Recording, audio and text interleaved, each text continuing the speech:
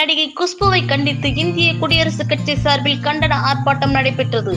விழுப்புரம் மாவட்டம் ஆட்சியர் வளாகம் எதிரில் இந்திய குடியரசுக் கட்சி சார்பில் மாவட்ட தலைவர் இருவேல்பட்டு குமார் தலைமையில் தமிழ் திரைப்பட இயக்குனர் சுந்தர்சி மனைவியும் நடிகையுமான குஷ்பு பாரதிய ஜனதா கட்சியில் அங்கம் வகித்து வரும் தற்போது தேசிய மகளிர் ஆணையர் உறுப்பினராக இருந்து வரும் அவரது எக்ஸ் சமூக வலைதளத்தில் சேரி மொழியில் என்னால் பேச முடியாது என்கின்ற கருத்தினை ஜாதிய வன்மத்தோடு பட்டியல் சமூக மக்களின் மொழியை குறிப்பிட்டு இழிவுபடுத்தி பதிவிட்டுள்ளார்.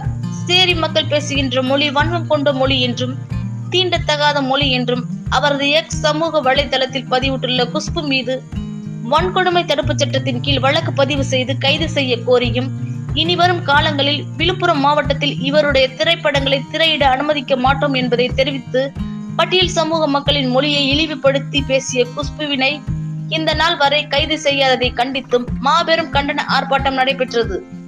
அவரை கண்டித்து கண்டன கோஷம் எழுப்பினர். இந்த ஆர்ப்பாட்டத்தில் இந்திய குடியரசுக் கட்சி நிர்வாகிகள் 100க்கும் மேற்பட்டோர் கலந்து கொண்டனர். இதுநாள் வரை கைது செய்யாததை வன்மையாக காவல்துறையை கண்டிக்கின்றோம்.